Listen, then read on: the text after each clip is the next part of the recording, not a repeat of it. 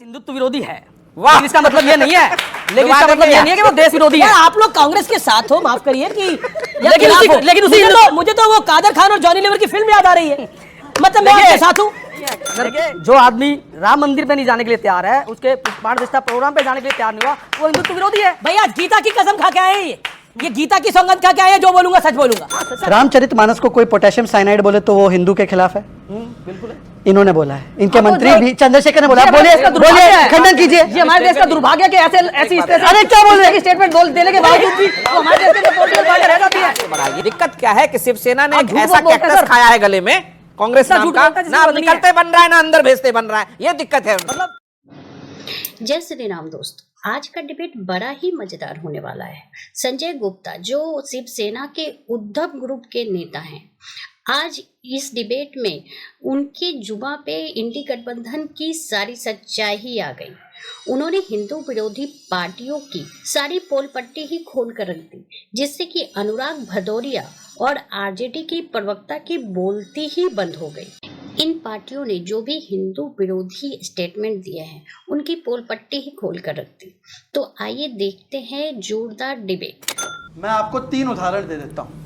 ये उद्धव जी के ही साथी है और उद्धव जी ही है जो कहते थे कि कश्मीर से कन्याकुमारी तक एक भारत एक संविधान होना चाहिए और 370 हटना चाहिए। आज इन्हीं के अलायंस के जो लोग हैं एनसी, वो कहते हैं 370 वापस आना चाहिए। पूछे इनसे 370 हटाने के पक्ष में या उसके साथ है। दूसरी बात, दो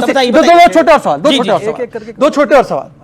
स्वर्गीय बाला साहब ठाकरे जी ने वैसे तो कहा था कि कांग्रेस के साथ मैं कभी हाथ नहीं मिलाऊंगा। उन्होंने एक व्यक्ति के खिलाफ तो खुलकर बोला था और वो है अबू आजमी। अबू आजमी ने याकूब मेमन की पैरवी की थी। सुनिए। अगर याकूब मेमन की जमानत हो गई होती तो शायद ये केस और अच्छा होता। याकूब मेमन मुंबई का हत्यारा जिसने बॉम्ब ब्लास्ट कराया, और उसी याकूब मेमन की पैरवी करने वाले अबू आजमी से कौन मिलता है मातोश्री में बाला साहब ठाकरे जी के पोस्टर पिक्चर के सामने? उद्धव ठाकरे। अब मैं पूछना चाहता हूं, क्या आपने माफ कर दिया? ये वही अबू आजमी है जिसने बाला साहब ठाकरे जी को किस प्रकार से ओल्ड और सीनाइल गालियां बकी थी। आज उनके साथ आ गए। पटका नहीं, पट्टा डाल दिया इन्होंने कांग्रेस और समाजवादी पार्टी। पट्टा डाल दिया। संजय गुप्ता, ये अबू आजमी से मिलने की क्या आवश्यकता पड़ी? इसमें ज्यादा अनकंफर्टेबल ये अनुराग भदौरिया, इनकी पार्टी के हैं भाई, इनकी पार्टी के मुंबई चीफ हैं वो। ये समझ नहीं रही, इस तरफ जाए उस तरफ जाए। देखिए मेरी एक बात सुनिए, आप किसी भी पॉलिटिकल पार्टी से मिलने से, उससे हाथ मिलाने से कोई अपनी विचारधारा नहीं त्याग देता। एक भी ऐसी पॉलिटिकल पार्टी बता दें जिसके साथ इन्होंने गठबंधन ना किया हो। कांग्रेस कौन सी नहीं है? पीडीपी के साथ नहीं किया, एनसीपी के साथ नहीं किया।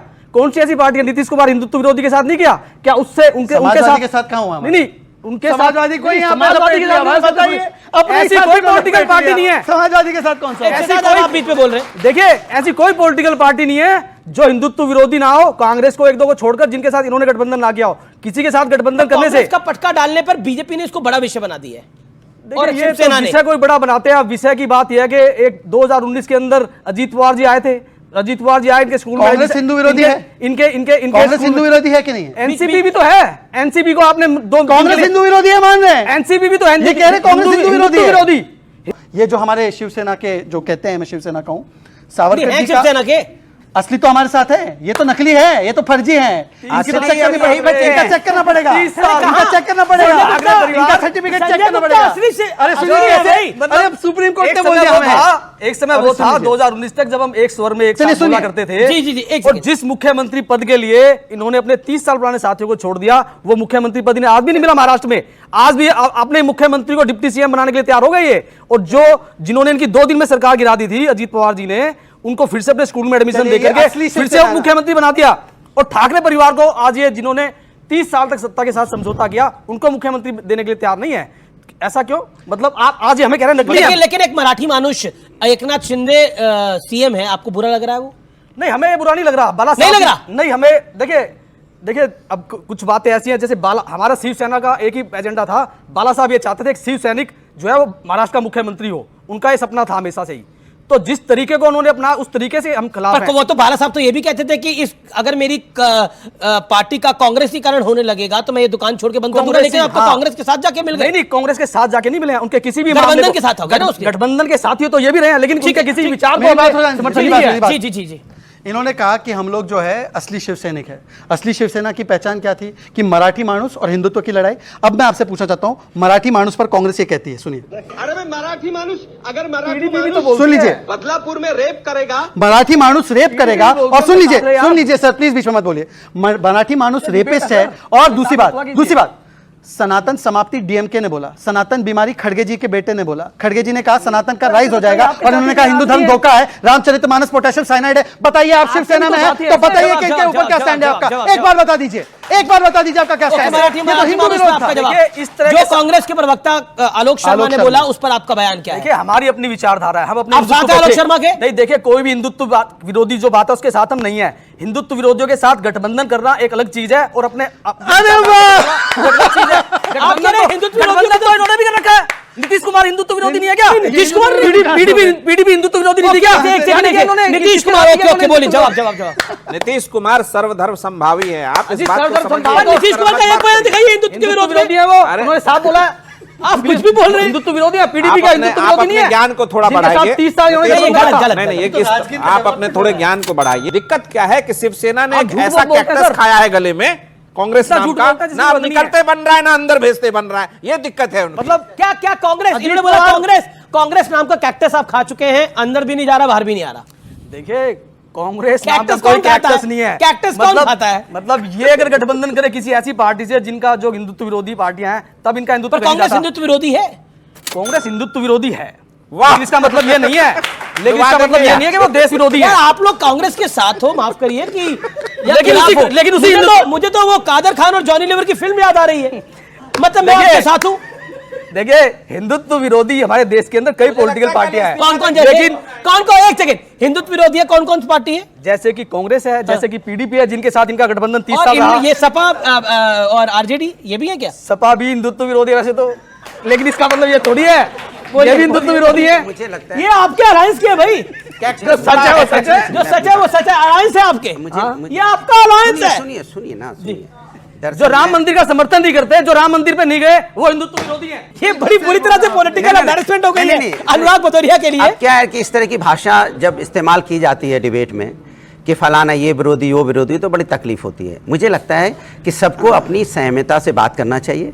हम लोग किसी को भी ये बोलते हैं जो भी विरोधी हो गए अपने आप को कि हम राम मंदिर का समर्थन नहीं करते, तो राम मंदिर का समर्थन नहीं करते ना, वो मूड में नहीं चुप होने के। अरे वो चुप होने के कोई फॉर्म में सच बोल रहे हैं। वो सच क्या बोल रहे हैं उन्हें नहीं पता, वो बोल क्या रहे हैं। आप सोच समझ के नहीं बोल रहे। नहीं ऐसा नहीं है, मैं बहुत सोच समझ के बोल रहा हूँ। ऐसा नहीं है, अगर जो आदमी राम मंदिर पे नहीं जाने के लिए तैयार है, उसके प्राण प्रतिष्ठा प्रोग्राम पे जाने के लिए तैयार नहीं हुआ, वो हिंदुत्व विरोधी है। भैया गीता की कसम खा के आए ये गीता की सौगंध खा के आए, जो बोलूंगा सच बोलूंगा। सच के सिवा कुछ नहीं।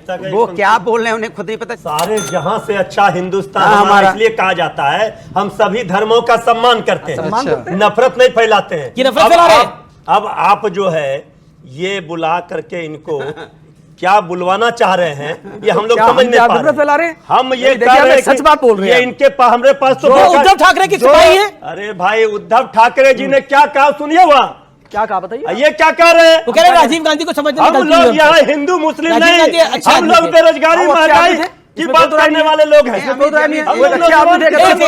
कुछ कहना चाह रहे हैं। वो एक अच्छे पॉलिटिशियन से, ऐसा थोड़ी है कि कांग्रेस, ऐसा नहीं है कि कांग्रेस ने इस देश के लिए कुछ किया ही नहीं। कांग्रेस ने इस देश को आजाद कराया है, कांग्रेस ने इस देश को आजाद कराने के बाद इस देश को बनाया है, चलाया है, और आज भी कांग्रेस के कारण ही हमारा देश चल रहा है। वो ठीक है कि दूसरी जो पॉलिटिकल पार्टियां हैं, चाहे वो अटल बिहारी वाजपेयी साहब रहे, चाहे मोदी साहब है, अपने तरीके से एक रिनोवेशन कर रहे हैं, देश को आगे ले जाने में काम कर रहे हैं। मगर ऐसा नहीं है कि कांग्रेस ने कोई काम नहीं किया, या कांग्रेस ने देश को आजाद नहीं कराया, या कांग्रेस ने देश को चलाया नहीं। ऐसा नहीं है। वो हिंदुत्व विरोधी बात इसलिए आती है क्योंकि उन्होंने राम मंदिर का समर्थन नहीं किया, क्योंकि उन्होंने काशी और मथुरा का समर्थन नहीं किया, और ऐसे बहुत से मुद्दे हैं जिस मामलों पर कांग्रेस को समर्थन करना चाहिए था, और इन मुद्दों पर समर्थन नहीं करने के कारण आज कांग्रेस सत्ता से बाहर है। और इस चीज को राहुल गांधी जी ने समझा है, और समझने के बाद अब वो हिंदुत्व वाली विचारधारा पे चलने के, अपने आप को चेंज करने के लिए भी तैयार है। वीर सावरकर के विषय में, वीर सावरकर जी के विषय में पहले बहुत बोलते थे खिलाफ, लेकिन हमने समझाया, अब नहीं बोलते उनके खिलाफ। अच्छा आपने समझाया, राहुल ने समझाया, बिल्कुल पढ़ाया हमने। हमारे के बाद अब हम वीर सावरकर जी के खिलाफ नहीं बोलते, समझ गए। वीर सावरकर जी के साथ इन्हें नहीं समझा पा रहे आप समाजवादी पार्टी वालों को। समाजवादी पार्टी भी समझेगी, इनको हमने क्या समझा। अबू आदमी तो मिले उद्धव ठाकरे जी से, समझे नहीं क्या? किसी से मिलने से, किसी के नाम मिलने से इससे कोई बदल नहीं जाता। अब मैंने अगर इनसे हाथ मिला लिया अच्छा, ये हमने कह रहा है आपको चेक करना होगा आप किस पार्टी के प्रवक्ता है। सर हमें चेक कर लीजिए, आप किसी तरह पार्टी चेक है। करेंगे। उद्धव 5 जी साल की हो गए मुझे, विचारधारा को आप 5 साल हो कर गए, रहे हैं। 5 साल हो गए मुझे डिबेट करते हुए, 5 साल हो गए नहीं, प्रवक्ता के आप तौर पर आते विचारधारा हुए। किस मुझसे अब भी कई लोग पूछते हैं कि आप हो किस पार्टी की तरफ, अगर मैं सही बात विचारधारा को बोलता हूँ रखना है। तो पूछते हैं हो किस तरफ। उद्धव आप ठाकरे बीच जी में का बोलिए। क्या लाइन है ये ना बोलिए। क्या लाइन आप नहीं? जान क्यों रहे होंगे भाई? मतलब मैं क्या आपकी तरफ बोलने लगा आप हूं? उद्धव ठाकरे जी की बात उद्धव ठाकरे जी की तो बात करो। उद्धव ठाकरे जी ने क्या बोला हो बताओ। आप अब अमीर जी के चक्कर में पड़ रहे हो। जो बोला उन्होंने मैं उसका समर्थन है। अमीर जी के चक्कर में क्यों पड़े हो? आप मैंने उद्धव कहा जी तो- क्या कहते हो बताओ ना। देखिए अनीस जी का जो माइक है उधर आपसे हटेगा ही मैंने नहीं। कहा तो कि राजीव गांधी जी के समझने में गलती हो सकती इंडिया है। अलायंस करे, हमारे एक प्रवक्ता से माइक हटा लो। एक बात पूछना चाहता हूं, रामचरितमानस को कोई पोटेशियम साइनाइड बोले तो वो हिंदू के खिलाफ है? बिल्कुल इन्होंने बोला है, इनके हाँ, तो मंत्री जो- भी चंद्रशेखर ने बोला। ये हमारे बोलिए देश का दुर्भाग्य बोलिए, है। खंडन कीजिए। ये हमारे देश का दुर्भाग्य है कि ऐसी इस तरह से अरे क्या बोल रहे हैं? स्टेटमेंट देने के बावजूद भी वो हमारे देश के पॉलिटिकल पार्टी रह जाती है। आप क्या कर रहे हैं? आप क्या कर रहे हैं? मैं तो आपसे पूछूंगा। रामचरितमानस मैं बोल तो- रहे हैं, दोनों में से कोई आदमी एक पंक्ति सुनाकर दिखा। अरे नहीं बोल सकते, आप ही पढ़ो पढ़ो।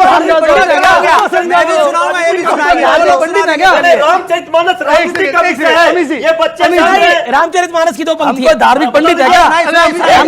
सुनाइए 2 लाइन हम कोई धार्मिक पंडित है क्या? यहाँ पे ये लाइन सुनाने के लिए आए हम? है। कहीं ऐसा तो नहीं है कि आप पाला बदलने वाले हैं? शिवसेना उद्धव ठाकरे गुट से शिवसेना शिंदे गुट पे जाने वाले हैं, ऐसा तो नहीं है आपका मामला?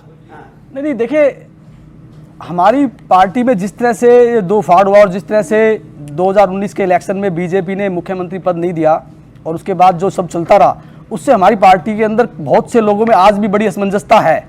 मतलब ऐसा नहीं है कि हमने अपनी विचारधारा को छोड़ दिया या एकनाथ शिंदे जी ने छोड़ दिया या उद्धव जी ने छोड़ दिया है। सर ये जिस तरीके से शिवसेना के विचारधारा को बता रहे हैं, ये पता नहीं किस शिवसेना के विचारधारा को बता रहे ठीक है, हैं। किस शिवसेना की विचारधारा को बता रहे हैं? और इंडिया गठबंधन में होके ये किस तरीके की बातें कर रही है, समझ नहीं आ रहा है। कुछ गलत चल रहा है इंडिया गठबंधन। ये कुछ गलत चल रहा है इंडिया गठबंधन में।